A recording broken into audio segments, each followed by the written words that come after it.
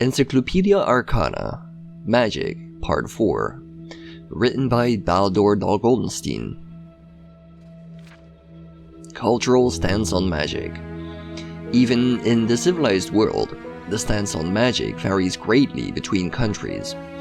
This is primarily due to two causes: the varying ideals of the gods themselves, and the native cultures before their lands were conquered by the Lightborn.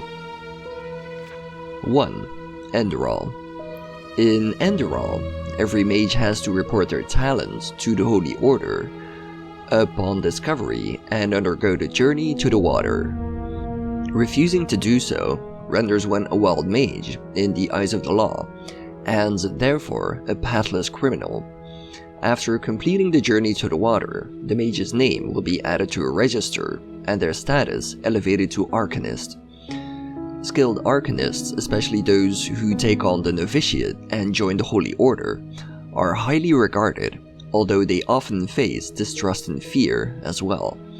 According to the 101 Holy Verses, magical talent is not in opposition to the holy path assigned to an individual.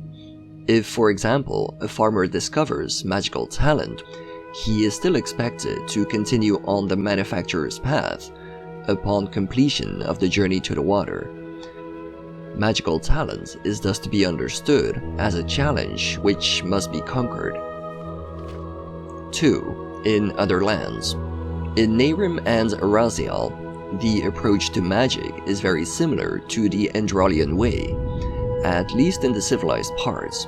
Kira and Kile have fewer regulations surrounding magic. There, the magically gifted can join so-called mage circles, consortia of arcanists offering their services as mercenaries and researchers. These circles represent very progress-oriented and pragmatic ideals, which is why many notable arcanists and researchers of Vin originate from them. Although a free-spirited individual may find these thoughts appealing, it is an open secret that certain circles, especially the Spindoza, also offer their services for more unscrupulous research purposes. For further information, the student of magic is recommended to read the work The Spindoza, Facts and Speculation from the same author. The lands of the wild handle magic, as one would expect, in a primitive and almost pitiful manner. They attribute their magical talents to non-existent idols or the voices of the dead and practice shamanistic rituals. For this reason, they will not be elaborated on further in this tome.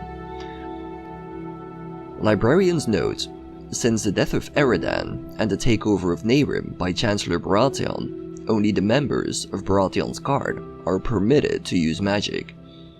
Wild mages, especially Aeterna, are pursued and punished with draconian brutality.